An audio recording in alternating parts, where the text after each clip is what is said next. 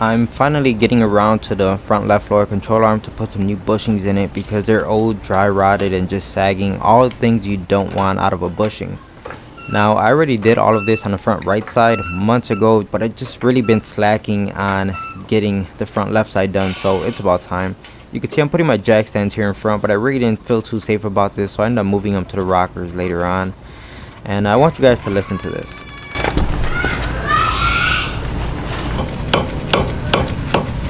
That's right, it's cicadas and my neighbors. Keep in mind they're 2 houses down, yet they sound like they're right next to me yelling. This whole video is cicadas and kids yelling, so strap in because you're in for a good ride. Well, I have to heavily lower the volume of the original footage just so you guys don't hear that garbage this whole video. Anyway, back to the car. You can see the tie rods are heavily rusted. I have no idea how long these tie rods have been on this car, but they don't want to budge. And spoiler alert, the whole job's pretty much gonna go like this. It's about 1 minute and 12 seconds into the video, and I can tell you 2 facts. Number 1, at this point someone has already hit that thumbs down button. Don't think I haven't noticed, whoever you are. I could put out a video and within 10 seconds of it uploading, I already have a thumbs down. At that point it's just trolling. But hey, I appreciate that once in a while you watch some of the ads. Thanks for that. And number 2, you're probably thinking, hey, I'm here to watch a restoration of a lower control arm. What the hell am I doing looking at tie rods? Well, it's the internet, and if I left these rusty, crusty tie rods on here, I'll never hear the end of it. So I figure while we're in here doing the control arm, it just makes sense to go ahead and knock out the tie rods. Plus I already have brand new parts sitting right here on the shelf, so why not? I normally use my electric impact gun, but some of you may notice that I'm using a brand new tool here, and it's a impact wrench with a flex head on it, which is just freaking cool. So it's a new toy and I'm just breaking it in, see how it goes, see how it works. And this tie rod does not want to come off, and it absolutely has nothing to do with my Mickey Mouse arms. Maybe, but it's definitely stuck on there. Okay, this thing down here tight, I'm not lying. And yeah, maybe I should try hitting it with my purse, but let's pull out the air hammer first.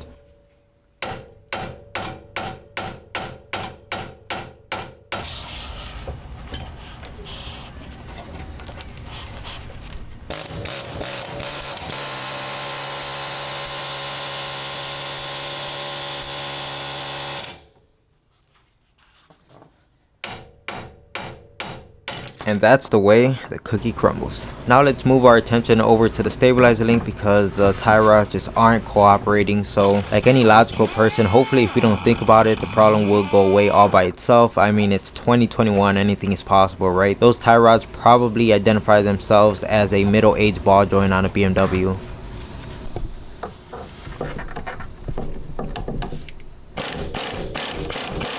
One half of the stabilizer link came off, but the top half doesn't really want to come off, and I'm not in the mood to start cutting or torching anything, so let's move on to the lower control arm. This one bolt that goes into the subframe, it started to come loose, but I noticed it started to get tight at some sections, so I'm just working it back and forth, and I got to a point where I'm like, okay, I don't want to break it off or anything, so let's just move on. And you can see it's a common theme going on here that, surprise surprise, nothing wants to come off on a 91 Honda, right? But this one bolt, look at that, came out like butter. At least I had some luck. With this thing out of the way and the fork moving up just a little bit, it gives me enough space to get my tool inside of here and try to break both of these bolts free, but they're on here pretty tight.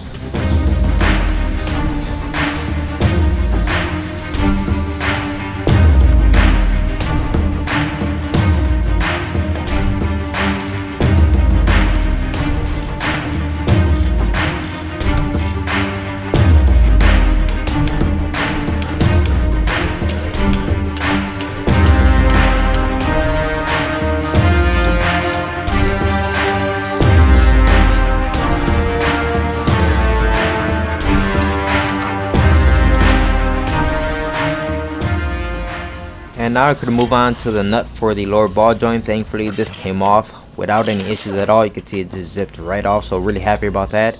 And I'm not using my pickle fork here because I don't want to damage this ball joint. I'm not gonna replace it at this moment, but it does have to be replaced eventually. And I am not scooting back right now because I'm scared of this ball joint popping. Not at all. I just had to reposition myself. Look at that, it came off without any issues. Who's scared? I wasn't scared. I don't know if you were scared watching the video, but I wasn't. Anyway, you can see the control arm is almost off. Let's go back to this one bolt. I kept working it back and forth, you know, just giving it the salsa. And now I found that the CV shaft is in the way, so I'm trying to just lift up the entire knuckle to get the CV shaft to go up high enough and clear the bolt. And Bob's your auntie, because here it comes.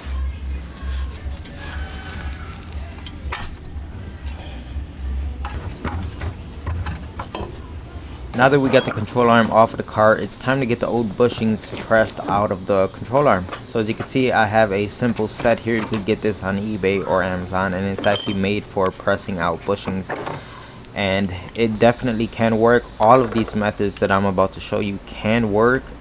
But my honest opinion on this, after doing the front right side, is it's best to just push out that center sleeve, and I'm going to show you all of this, and relieve the tension on the outer sleeve of the bushing. It'll make any method for pressing out these bushings go way easier, and this is pretty much how you would set this up right here. So as you can see, I got pretty good leverage with my very long ratchet here, or my wrench, and it didn't even want to budge. So here I am at the press, and we're just using brute force here, right? I have not pressed out the sleeve or anything like that, and I wish you guys could see me because I have complete fear in my eyes. Alright, these things scare the hell out of me, especially when nothing is moving. You're applying so much force, but it just doesn't want to budge. So I backed off and I grabbed the socket, and here I am pressing out the center sleeve of where the bolt would go through, and that's going to give us a little bit more access to the inside of this bushing. Once you get that sleeve out the way, it gives us access to cut the outside sleeve. And here I am using my die grinder. It's not the best method, but it does work. So I tried my best to cut the sleeve. I didn't go all the way through, but I thought I got enough of it done.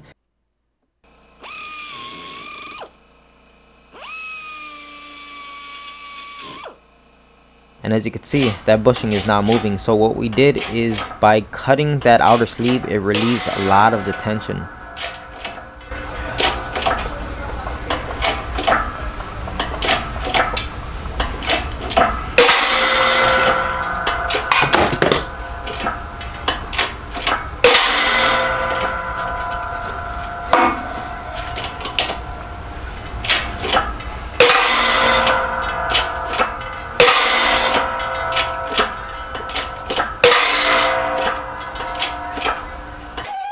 Now that we got the bushing out, if you look inside the control arm, you can see where I dug in pretty deep right there in the center, and that was accidental. You do not want to eat into the control arm. I mean, it's going to happen, but try to minimize it, and it's not going to destroy the part or anything. But by far, this is my preferred method, using the Sawzall, because it's really fast and it just works really well.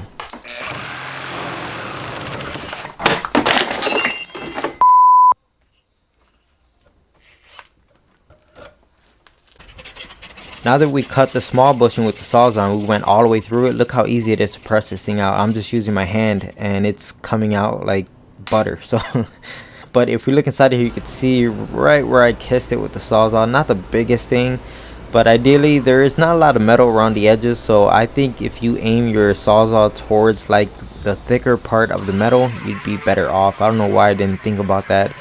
But here I am using my Dremel with a basically just sandpaper on the end of it to clean up that bore. And if you remove just a tiny bit of material, it's not that big of a deal. Trust me, the new ones are still going to press in very tight. While this control arm is off of the car, this is the best opportunity to make it look nice, at least better than from how it came from the factory. So as you can see, I'm using my angle grinder, a file, a wire wheel, basically any tool that we have at our disposal to go ahead and make this control arm look as best as it can. Of course, it's going to get media blasted to get all the rust off of it, and it's amazing how removing the casting marks off of a part and removing all the rust really transforms that piece.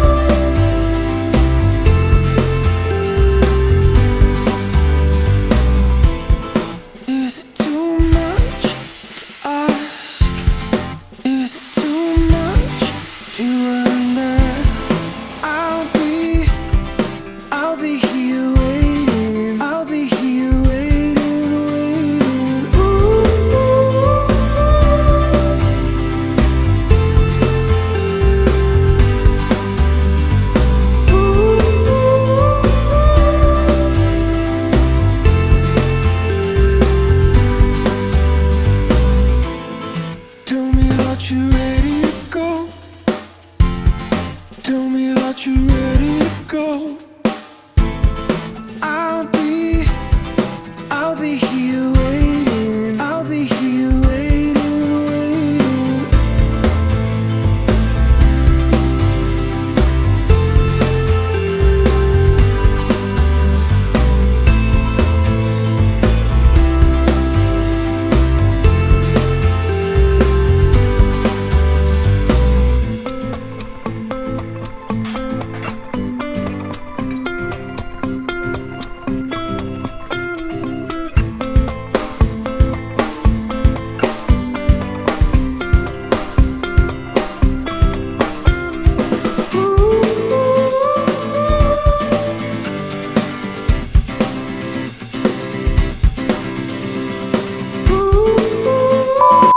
As you can see, the sandblaster made this thing look absolutely fantastic, but it can look better, trust me. So now that the new bushings are pressed in, everything's looking good. This thing is on its way to looking a million times better and performing better as well. Now it's time to degrease it, so I'm just using brake parts cleaner here, and I'm being sure to not spray the brake parts cleaner onto the rubber bushings because rubber and brake parts cleaner do not mix well together. Just basically wiping all my handprints off of this thing. I'll put on some gloves at some point. Here's another thing, since I'm gonna get this thing ready for primer and paint, I don't want to get any of the paint or the primer on the new bushings. So a little trick you could do here is with a small acid brush, grab some grease, any type of grease, and just put it on the bushing.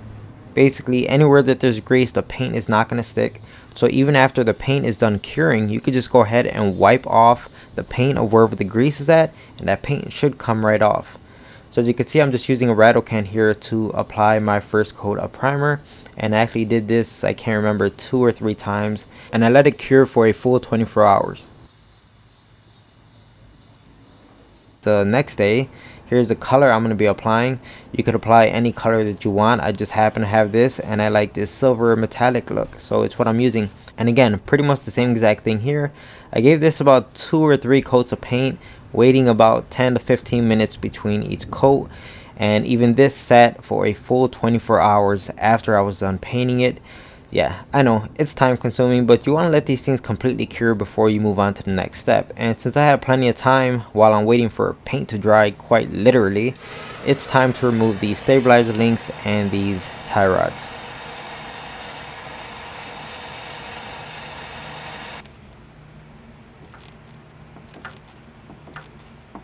With a little bit of heat, that top nut came right off, and the stabilizer link practically just fell off of the car at this point. So it went a lot easier than I was expecting.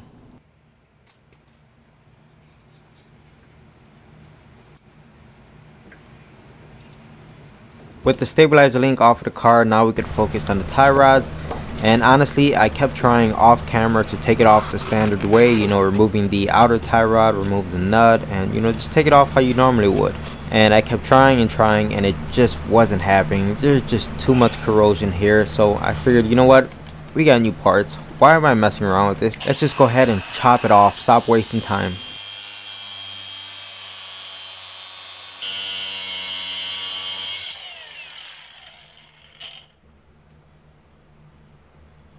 And there we have it. Get this crap out of here. Look at this boot torn open. This thing is way past its prime. It should have been changed a long time ago. So I'm going to go ahead and remove the 2 spring clamps that are holding on the bellow. This one's pretty easy to get to, but the inner one is a bit more tricky. It's hard to get the camera in here, so it's why I'm just down here pulling it off. It has a like factory style like clamp, like a screw type. I can't really describe it. I'll just show you. And that's pretty interesting because whenever these bellows get taken off at some point, you can see it's got like that screw clamp. Whenever these things get replaced or just serviced in any way, they normally don't get replaced with things like this. That makes me wonder, how long have these things been on this car? Anyway, the Dremel is a lifesaver once again. Sometimes you just really need to get into tight places and cut things off. And the inner tie rods on this thing are actually a pain in the butt to get off because of the locking washer. I did not record any of it because it was so frustrating.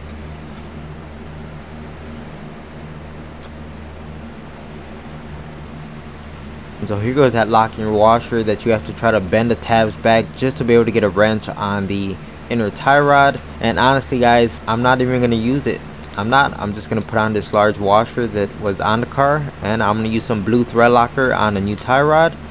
And you can see it's pretty dry right here on the new part, so I'm just going to pack it with some grease just like that. And as you can see, I already put the blue thread locker on here. Now, like I said, I am not using that locking washer. Don't bash me. It's my own personal choice. It's my car, and there's a ton of cars that don't come with those locking washers on them, and they are perfectly fine the way they come from factory. So I have no problem at all putting this thing back on the car without that locking washer. Blue thread locker, and it's good to go. And of course, pull out the world's tiniest wrench to get this thing started, and then I can pull out a standard length wrench and go ahead and snug this thing up real nice and tight.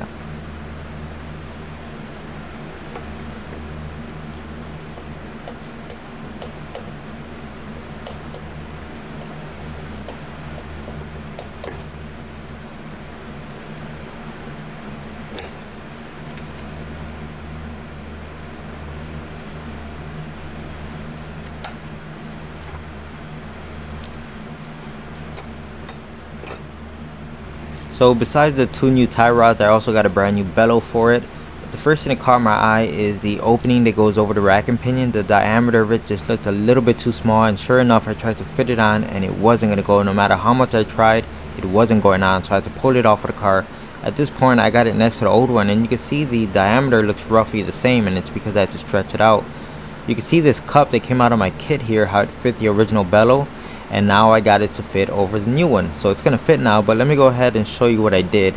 So I grabbed a cup out of my set here that's the same set that we were using earlier to press out bushings, and I found a cup that fits the original bellow perfectly, like it just slides in with little resistance. And then I grabbed the next cup up, a larger one, and I forced it into the new bellow, and that's basically this cup right here.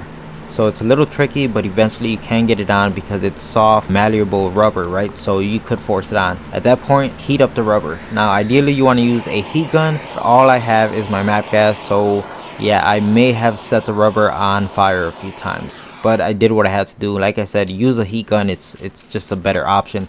Anyway, I had to repeat this step a good 3 times, but after you heat it up, quench it as fast as possible. Get it nice and cold. That's why I'm spraying it with some cold water here. It actually worked. When I poured out the cup, all of a sudden the diameter of the new bellow is much larger, and it kind of mimics the original part now.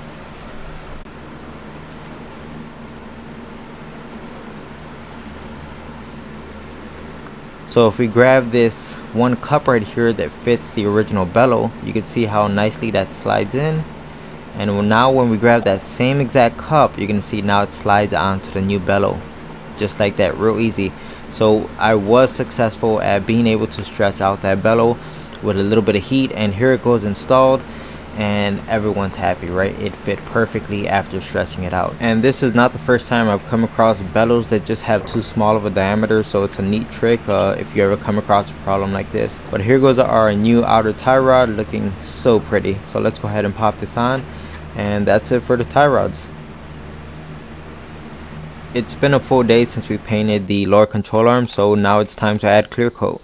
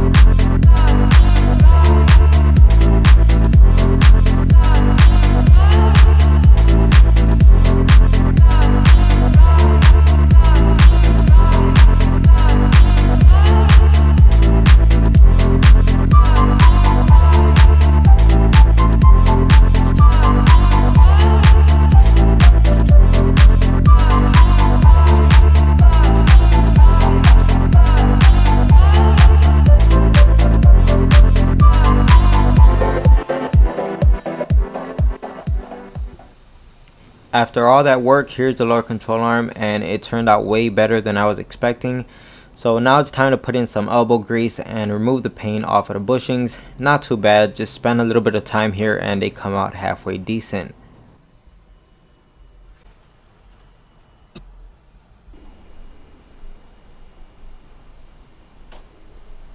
You saw that I picked up some new bolts from the dealer and I sprayed them with CRC, and that's completely cured. You see I can now handle them.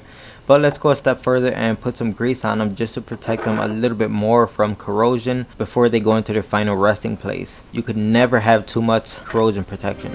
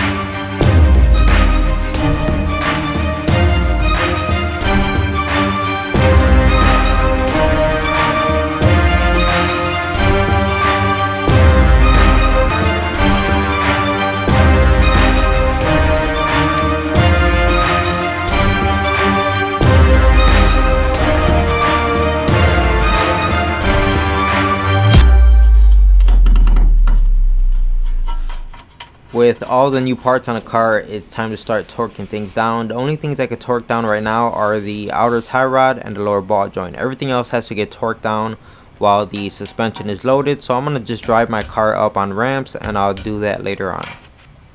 I'm just using some paint here to mark the nut so I could check it in the future, because I really don't trust these nylock nuts. I really prefer the castle nuts, the ones that we could just put a cotter pin in it, but that's not the case here. And of course, even though we have our old ball joint, it's getting a brand new cotter pin, as you should always replace them. And now we could go ahead, put the car back on the ground and drive it up on some ramps. That's gonna load up the suspension and we could go ahead and finish torquing everything down.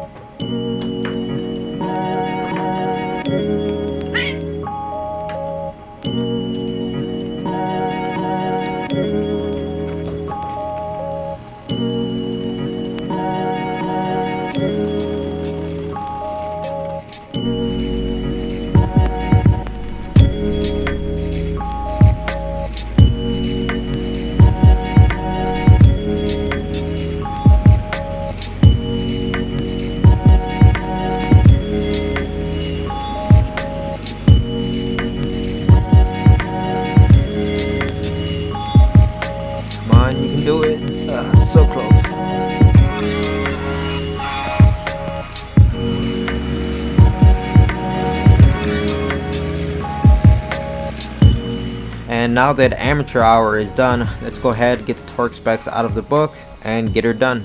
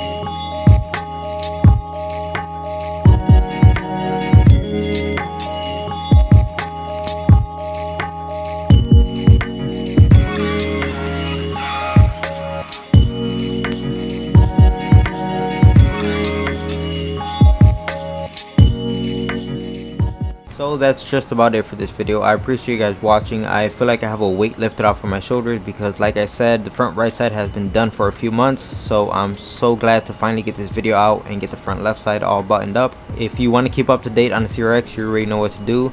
The next video is going to be on, yep, that's right, more rust repair. So as you can see, I got the jump start on it. So catch you next time. And like always, thanks for watching.